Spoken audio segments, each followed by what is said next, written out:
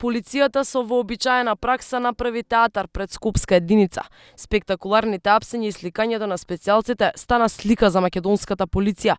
Го носеа својот колега од специјалната единица Тигри, ја обезбедија улицата и влезот на судот.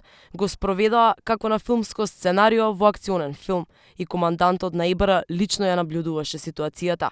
Игор седна пред истражен судија, тука ќе даде првична изјава за насилството на плоштадот Македонија од пред 3 дена. Според постапката, судијата ќе одлучи за мерката притвор. Освен за насилство и убиство, тигрот може да одговори за злоупотреба на службена должност.